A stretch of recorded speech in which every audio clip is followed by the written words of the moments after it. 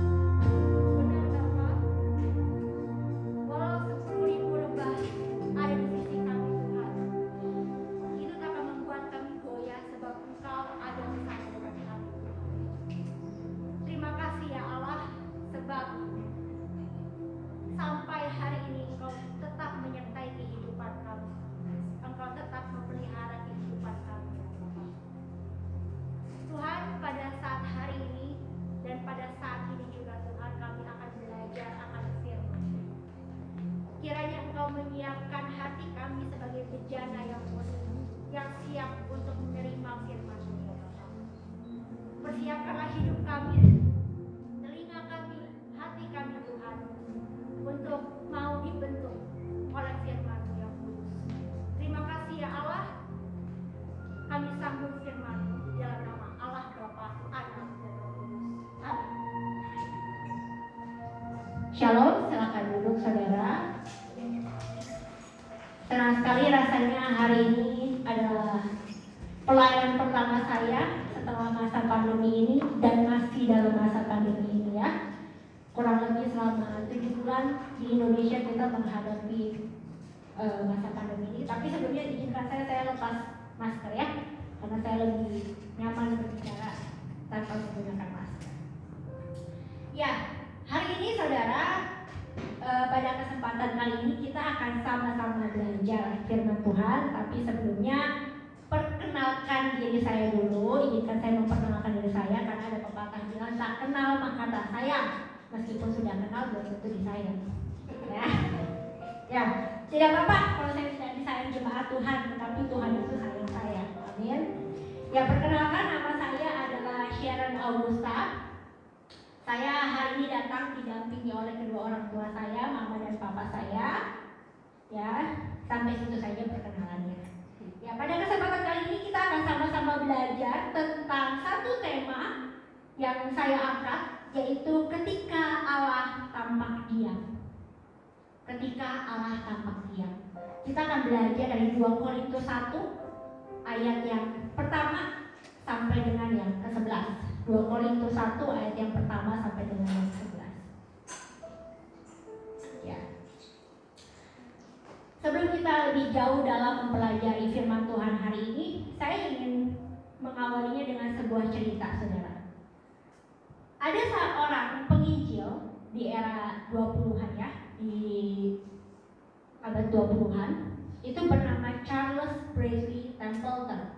Ya, seorang penginjil yang bernama Charles Bradley Templeton. Dia adalah seorang penginjil yang sangat terkenal di kalangan Protestan, dan dia membangun begitu banyak organisasi youth internasional Kristen ya untuk para pemimpin muda. Dan dia juga seorang yang pernah tur penginjilan di Eropa bersama dengan Billy Graham. Jadi dia adalah orang yang begitu luar biasa. Dia memimpin dan melahirkan banyak pemimpin-pemimpin Kristen muda. Dia seorang penginjil yang ternama, ya, begitu luar biasa pelayanannya. Tapi suatu ketika dia pernah menulis buku yang berjudul Farewell to God, Selamat Tinggal Tuhan. Dan di dalam bukunya dia menuliskan keterangan, memberikan keterangan, My reason for rejecting the Christian faith. Alasan saya membuang atau menolak kepercayaan iman Kristen ya, kepercayaan iman Kristen. Ya, saudara, menarik sekali seorang penginjil yang mengajak ribuan orang untuk datang kepada Yesus tiba-tiba berubah menjadi seorang yang mengucapkan selamat tinggal untuk Tuhan Yesus. Seorang yang menjadi pendidik para pemimpin muda Kristen tiba-tiba sekarang berpaling dari Kristen menjadi seorang agnostik. Agnostik itu yang memandang bahwa keberadaan Tuhan itu tidak bisa dipertanyakan, tidak bisa dicari tahu ya. Tuhan ada atau tidak itu tidak bisa dicari tahu kecuali ada bukti ilmiah yang benar-benar membuktikan bahwa Tuhan itu ada. Dari seorang penginjil yang begitu luar biasa menggebu-gebu untuk pelayanan, tiba-tiba berubah drastis menjadi seorang yang mengucapkan selamat tinggal iman Kristen, selamat tinggal Tuhan Yesus. Apa yang memicu perpalingan Templeton ini, saudara? Apa yang membuat dia berpaling? Yang tadinya dia seorang penginjil yang luar biasa, lalu dalam hidupnya satu ketika, satu masa itu dia tiba-tiba saja meninggalkan iman Kristen. Akhirnya pada suatu ketika dia diinterview, diwawancarai oleh seorang jurnalis. Nah, jurnalisnya ini dari ateis menjadi Kristen. Nah, jadi orang yang dari ateis menjadi Kristen mewawancarai orang yang Kristen menjadi berpaling dari Kristen. Dia diwawancarai, kenapa dia bisa meninggalkan iman Kristennya? ternyata ada satu momen dia pernah melihat sebuah majalah, ya majalah Life, namanya Life Magazine. Dia melihat sebuah majalah, dan di dalam majalah itu dia melihat sebuah foto perempuan berkulit hitam dari Afrika, ya, seorang wanita berkulit hitam dari Afrika yang sedang menggendong bayinya yang sudah meninggal sambil menatap ke langit. Jadi jadi ada foto di dalam majalah itu. Foto itu adalah perempuan sedang menggendong bayinya yang sudah meninggal sambil melihat ke langit, seolah memohon, mengharapkan hujan turun. Karena apa? Karena di Afrika Utara pada waktu itu ada kekeringan yang begitu hebat. Jadi bayinya meninggal karena kekeringan. Nah, ketika melihat foto tersebut, itu membuat Templeton bertanya di dalam hatinya. Ketika melihat foto seorang wanita yang menggendong bayinya yang sudah meninggal, penginjil Templeton ini bertanya dalam hatinya, bagaimana mungkin Allah yang Maha Kasih itu bisa memperlakukan hal ini kepada perempuan ini? Bagaimana mungkin kita bisa percaya bahwa ada pencipta yang Maha Kasih dan peduli, namun mengabaikan wanita yang sangat membutuhkan hujan seperti ini? Hanya karena sebuah foto, Templeton mempertanyakan, why God seems silent? Kenapa Allah terlihat begitu diam? Hanya karena melihat sebuah foto, Templeton mempertanyakan dalam hatinya dan meragukan eksistensi Allah. Kenapa Allah seolah tampak diam? Dia meragukan Allah yang Maha Kasih. Saudara, jika kita melihat pergumulan Templeton, sepertinya penderitaan itu tidak pernah terlepas atau selalu dikait-kaitkan dengan sifat Allah yang adalah kasih. Ya, seolah kalau seseorang sedang menderita, itu secara otomatis menggagalkan predikat Allah sebagai Allah yang Maha Kasih. Seolah adanya penderitaan itu harus meniadakan Allah yang Maha Kasih. Keadaan buruk seolah bukti kalau Allah yang Maha Kasih itu tidak ada. Penderitaan selalu membuat kita mempertanyakan sebenarnya Allah itu ada atau tidak. Menariknya, penderitaan itu juga tidak luput dari pembahasan seorang rasul yang bernama Paulus. Ya, jadi ternyata para rasul dari zaman Yesus hidup pun juga mengalami penderitaan, sama seperti orang-orang saat ini juga mengalami penderitaan. Jadi penderitaan tidak luput dari pembahasan seorang rasul yang bernama Paulus. Paulus bukan saja membahas penderitaan dalam surat-suratnya, melainkan dia sendiri mengalami penderitaan dalam hidupnya. Jadi dia tidak hanya berbicara teori, tetapi Paulus sendiri adalah orang yang mengalami penderitaan di dalam hidupnya. Paulus adalah seorang yang tidak kehilangan imannya sekalipun ia mengalami penderitaan. Tidak seperti Templeton yang dengan mudah mempertanyakan apakah Allah itu ada, meragukan Allah yang Maha Kasih hanya dengan melihat sebuah foto perempuan di majalah, foto perempuan yang menderita. Tetapi Paulus, dia adalah seorang yang mengalami penderitaan itu sendiri dalam hidupnya. Menariknya, Paulus tidak kehilangan imannya. Ia tetap berhasil melihat Allah sebagai Allah yang Maha Kasih meskipun berada di tengah-tengah penderitaan yang hebat. Bahkan mungkin pertanyaan filosofis seperti mengapa Allah tampak diam itu tidak pernah muncul dalam pikiran Rasul Paulus dan rasul-rasul lainnya. Ya. Nah, kita perlu menemukan, saudara, apa yang membuat Rasul Paulus itu tetap setia kepada Allah meskipun ia ada di dalam penderitaan. Apa yang membuat para rasul di dalam kehidupannya dan perjalanan pelayanannya tetap percaya dan menaruh pengharapan kepada Allah sekalipun mereka ada di dalam masa-masa sulit hidupnya. Nah, hari ini kita akan belajar dari kehidupan para rasul yang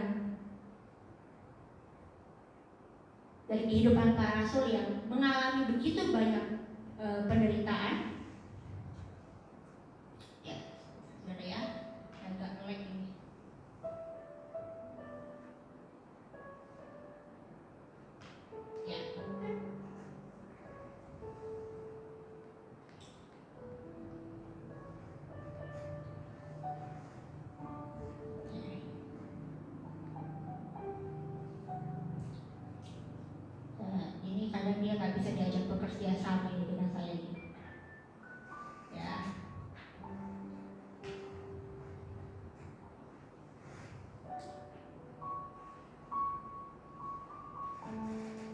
Oke, saudara. Nah, kita akan mencari tahu apa yang membuat Paulus tetap bisa bertahan dalam imannya dan tetap bisa memandang Allah sebagai Allah yang setia sekalipun ia berada di dalam pergumulan yang hebat.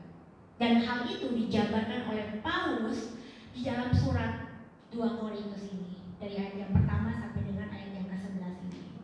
Paulus menjelaskan hal tersebut, maksudnya bagaimana cara dia menghadapi penderitaan di dalam surat Korintus yang kedua.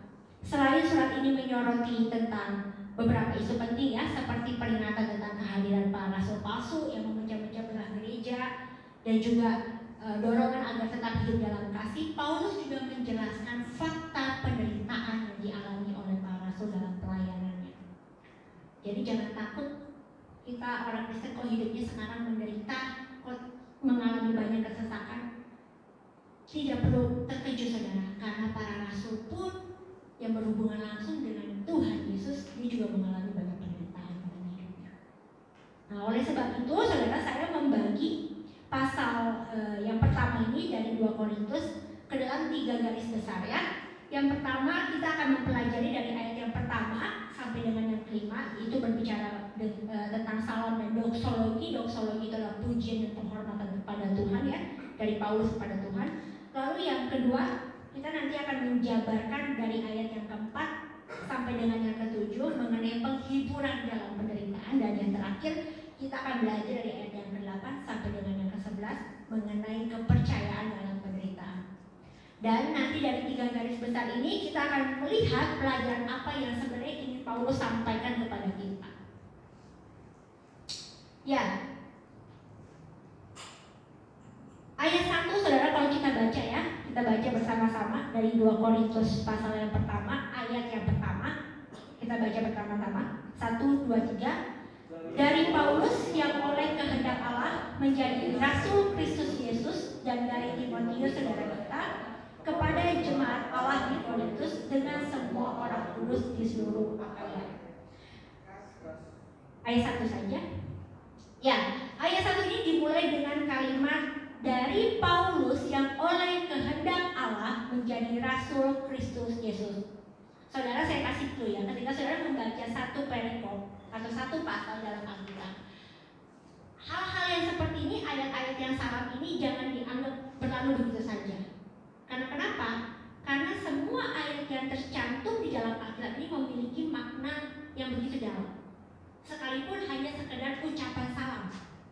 Nah, ketika Paulus membuka kalimatnya dengan dari Paulus yang oleh kehendak Allah menjadi rasul Kristus Yesus, Paulus ini ingin mengatakan bahwa ia menjadi rasul Kristus Yesus itu bukan ditentukan oleh kehendaknya, tetapi oleh kehendak Allah. Nah, pengakuan tegas oleh kehendak Allah ini penting saudara untuk kita ketahui. Kenapa? Sebab selain untuk menunjukkan sumber kerasulan Rasul Paulus itu sendiri, sekaligus Rasul Paulus ingin mengkontraskan dirinya dengan rasul-rasul palsu yang pada waktu itu menyamar sebagai rasul-rasul yang benar di tengah-tengah jemaat. Ya, jadi Paulus ingin menegaskan bahwa ketika dia menyebutkan bahwa aku ini menjadi rasul oleh karena kehendak Allah, Paulus menegaskan bahwa kerasulannya dan pelayanannya bukanlah sebuah samaran, bukan sebuah kepalsuan, tetapi ia benar-benar rasulnya Yesus Kristus. Jadi sangat wajar kalau jemaat itu harus mendengarkan apa yang diajarkan dan nilai-nilai yang ditanamkan oleh Rasul Paulus. Nah, setelah ia menyatakan, maksudnya Rasul Paulus menyatakan kesejatian kerasulannya, sumber kerasulannya di ayat yang pertama, sekarang di ayat yang ketiga, Rasul Paulus ini menaikkan doksologinya, penghormatannya kepada Allah, pujiannya kepada Allah. Ya, di ayat yang ketiga dikatakan demikian: terpujilah Allah Bapa Tuhan kita Yesus Kristus, Bapa yang penuh belas kasihan dan Allah sumber segala penghiburan. Nah, doksologi di ayat 3 ini juga termasuk hal yang penting bagi kita. Kenapa? Karena dengan kita memahami ayat yang ketiga, itu akan menuntun kita memahami di ayat yang selanjutnya yang akan kita pelajari nanti, ayat 4 sampai dengan ayat yang ke-11 nanti.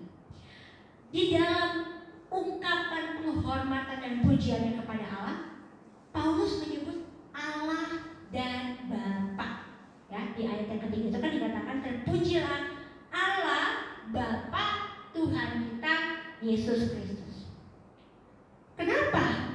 Pernah nggak saudara tercetus ketika membaca ayat lalu ada Allah, sudah Allah, ada Bapa?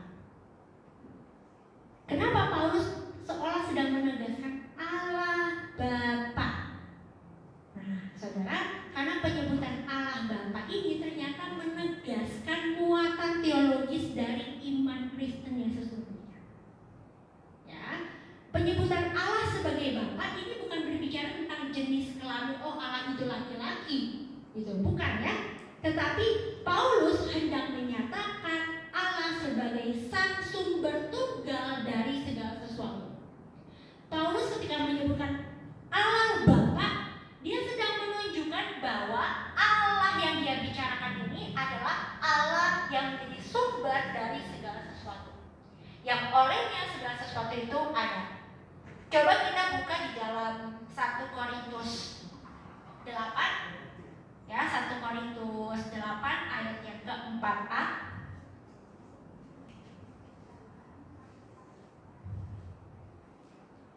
1 Korintus 8 ayat yang ke-4a. Saya bacakan, demikian firman Tuhan. Tentang hal makan daging persembahan berhala kita tahu, tidak ada berhala di dunia dan tidak ada Allah lain daripada Allah yang Esa. Ya, jadi ketika Paulus mengatakan Allah Bapa, itu dia sedang merujuk kepada Allah sebagai sumber segala sesuatu. Nah, jadi kita pun juga harus punya mindset yang sama. Kita pun juga harus punya persepsi yang sama ketika kita menyebutkan, ketika kita membaca satu nas di dalam Alkitab, Allah Bapa, kita sudah langsung merujuk kepada Allah yang menjadi sumber segala sesuatu. Yang daripadanya segala sesuatu itu ada. Nah, jika kita kaitkan dengan 2 Korintus pasal yang pertama yang ketiga B ini ya, yang dikatakan menjadi Bapa ini penuh belas kasihan dan Allah sumber segala penghiburan, berarti saudara, Allah Bapa adalah satu-satunya sumber dari belas kasihan dan segala penghiburan. Ya, yang daripadanya segalanya itu berasal, yaitu belas kasihan dan penghiburan. Tentu hal ini sekaligus meneguhkan apa yang dinyatakan juga oleh Yakobus di dalam Yakobus 1, bisa kita buka Yakobus 1 ayat yang ke-17.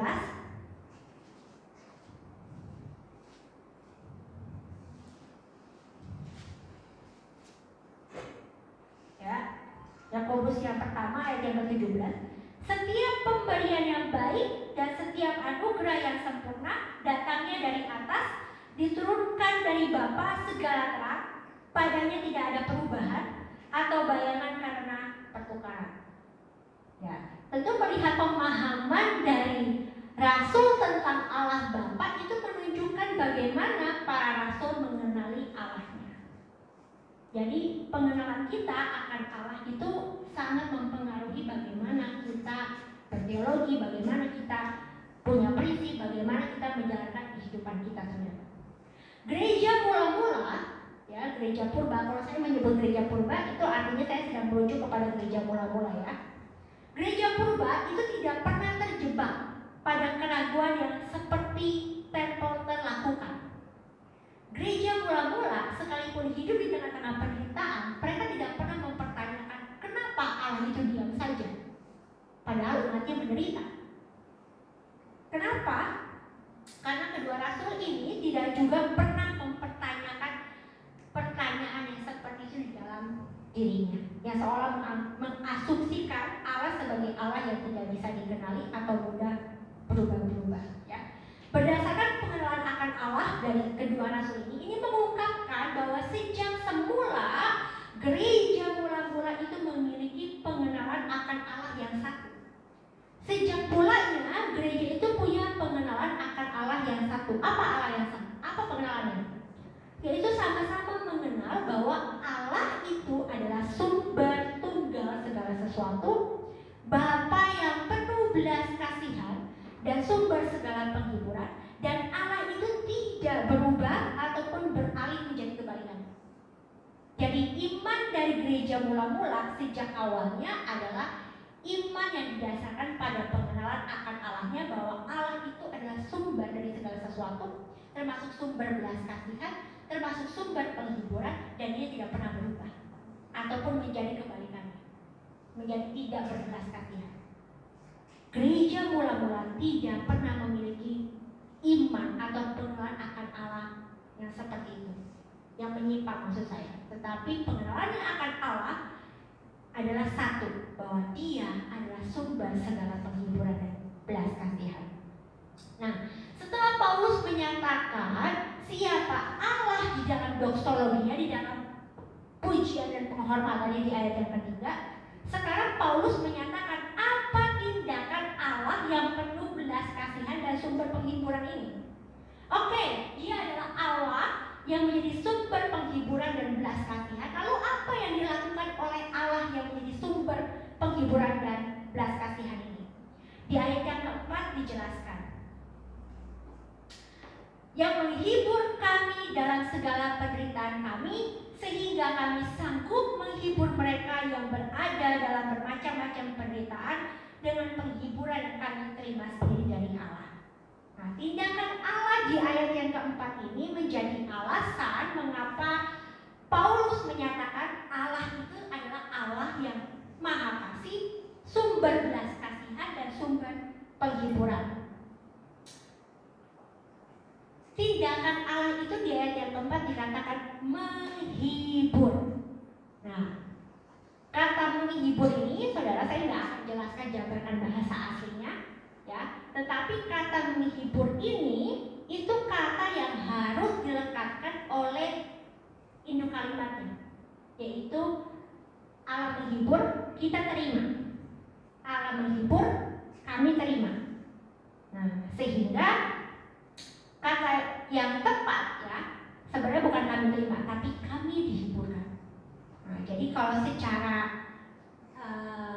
urutan bahasanya, terjemahan yang tepat untuk ayat keempat ini saya jabarkan, Allah terus-menerus menghibur dan kami terus-menerus dihiburkan. Jadi yang dilakukan oleh Allah yang adalah sumber penghiburan dan belas kasihan ini adalah terus-menerus menghibur para rasul, dan para rasul pun itu juga terus-menerus dihiburkan oleh Allah. Ya, jadi kalau saya dapat simpulkan berdasarkan bahasa yang sesungguhnya di ayat yang ketiga sampai dengan yang keempat seharusnya berbunyi demikian ayatnya. Allah Bapa adalah satu-satunya Allah yang penuh belas kasihan dan sumber dari segala penghiburan, yang terus-menerus menghibur kami sehingga melaluinya kami terus-menerus dihiburkan. Ya, jadi penghiburan Allah itu tidak pernah stop. Allah itu adalah Allah yang menjadi sumber belas kasihan dan penghiburan, sehingga yang dilakukan Allah yang seperti itu adalah terus-menerus memberikan penghiburan dan belas kasihan. Pertanyaannya, saudara, sekarang, apa sih yang para rasul ini alami sehingga mereka terus-menerus mendapatkan penghiburan dari Allah? Ayat keempat menyebutkan, ya, di dalam ayat keempat ini menyebutkan tentang kata penderitaan. Ya, dihiburkan, ada kata dihiburkan, menghibur, lalu ada kata penderitaan. Nah, penderitaan seperti apa yang dimaksudkan di dalam ayat yang keempat ini? Baru jawabannya ada di ayat yang kelima, yaitu kesengsaraan Kristus. Sebab sama seperti kami mendapat bagian berlimpah-limpah dalam kesengsaraan Kristus, demikian pula oleh Kristus kami menerima penghiburan berlimpah-limpah. Ya, jadi kita sama-sama tahu juga bahwa selama Kristus hidup di dunia, ya, Tuhan Yesus hidup di dunia, Tuhan Yesus memang mengalami banyak sekali kesengsaraan dan penderitaan. Ya, seperti yang dia katakan sendiri bahwa dirinya akan menanggung banyak penderitaan, diolok-olok, dicaci maki, disesak, bahkan sampai disalibkan. Nah, dan Rasul Paulus mengatakan bahwa ia juga mengalami kesengsaraan yang Kristus alami juga. Bisa bayangkan, ya, betapa penderitaan para rasul pada waktu itu, sehingga Paulus mengatakan bahwa aku mengalami kesengsaraan Kristus. Bahkan di ayat yang kelima jelas sekali dia menambahkan kata berlimpah-limpah. Ya, berlimpah-limpah kesengsaraan itu artinya dia Rasul Paulus dan para rasul lainnya itu mengalami banyak sekali kesengsaraan di dalam kehidupan dan pelayanannya. Berlimpah-limpah kesengsaraan Kristus. Tapi yang menarik adalah bagaimana cara para rasul itu memandang penderitaan, sehingga mereka menjadi orang-orang yang tetap kuat dan setia dalam Tuhan. Yang menarik adalah bagaimana cara mereka memandang penderitaan itu sendiri. Nah, hari ini itulah yang harus kita pelajari sebenarnya. Bagaimana kita dalam kehidupan kita memandang penderitaan dan kesesakan yang mungkin hari-hari ini juga kita alami dalam kehidupan kita. Bagaimana cara kita memandang penderitaan itu menentukan apa yang harus kita lakukan, menentukan cara kita menghadapi segala sesuatu. Nah, cara para rasul memandang penderitaan itu adalah dipusatkan kepada Kristus. Menariknya kehidupan para rasul menderita karena Kristus, hidupnya berlimpah-limpah kesengsaraan, tetapi bisa memandang bahwa penderitaan itu diarahkan kepada Kristus. Pertama-tama para rasul itu melihat pada inkarnasi, ya, di mana Kristus yang adalah Allah turun ke dunia, mengambil daging dan menyatakan dirinya dalam berupa manusia. Karena kenapa? Karena memang manusialah yang diciptakan menurut gambar dan rupa Allah, tapi rusak oleh dosa. Nah, oleh karena itu Kristus, seperti yang juga dinyatakan di dalam Kolose 1 ayat yang ke-15, dikatakan adalah gambar Allah. Maka Kristuslah yang menjadi pola bagi penciptaan manusia, dan hanya Kristus saja yang berinkarnasi, mengambil rupa manusia. Agar apa? Agar memulihkan manusia yang telah rusak ini. Pertama-tama, cara para rasul memandang penderitaan itu adalah memandang bahwa Allah itu turun ke dunia, mengambil rupa manusia, ya, hidup sama seperti manusia, mengalami penderitaan secara jasmania. Untuk apa? Memulihkan keadaan manusia yang telah rusak. Sehingga apa saudara? Kita bisa dikatakan yang ilahi, dapat dikatakan yang ilahi telah mengenakan daging, menyatukan keberadaan yang ilahi dengan jasmania, ya, kita saat ini. Supaya apa? Supaya kita yang daging karena iman dapat mengenakan yang ilahi. Karena Allah telah turun ke dunia, mengambil rupa manusia, menjadi sama seperti kita, mengalami kelemahan daging untuk memulihkan keadaan kita. Nah, itu membuat kita juga mengenakan yang ilahi di dalam iman.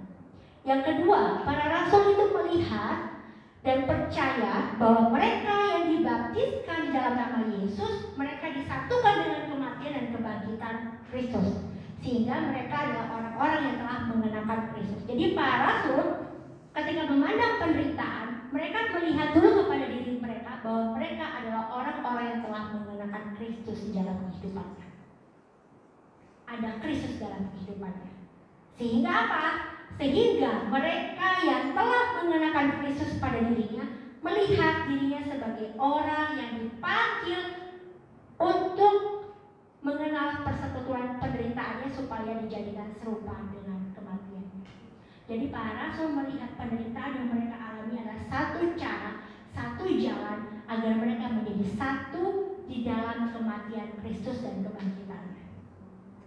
Sehingga para rasul melihat bahwa kepada mereka, kepada manusia yang telah percaya, yang telah dibaptiskan dan menjadi satu dalam Kristus, itu bukan hanya dikaruniai untuk percaya kepada Kristus, tetapi juga untuk menderita untuk Kristus, untuk Allah.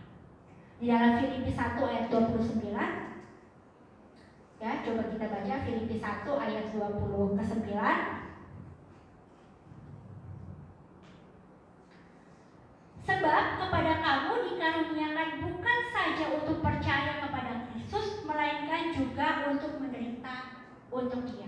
Nah, jadi kita dipanggil di dalam persekutuan yang ilahi dengan Kristus, menjadi satu dengan Kristus di dalam kematian dan kebangkitannya.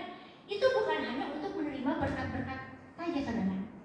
Bukan seorang Sharon yang mengatakan, tetapi Alkitab mengatakan bahwa kita juga terus dipanggil untuk menderita untuk Kristus. Wah, kalau begitu menjadi orang Kristen gak enak ya. Karena dipanggil bukan untuk senang-senang, tetapi untuk menderita. Nah, tapi jangan sampai berhenti sampai situ saja. Kita melihat dulu nanti ada berkat di balik itu yang luar biasa. Ya? Nah, jadi cara para rasul melihat penderitaan adalah karena mereka sadar bahwa mereka memang adalah orang-orang yang dipanggil juga untuk turut mengambil bagian dalam penderitaan yang Kristus juga alami di dunia. Jadi orang Kristen itu bukan orang yang hidupnya nyantai, yang hidupnya enak-enakan aja, yang hidupnya hanya okok-okokan Tuhan berkati A, Tuhan berkati B. Ya, bangun pagi kadang kita tanpa sadar kita menjadi bosnya Tuhan, bukan Tuhan yang menjadi bos kita.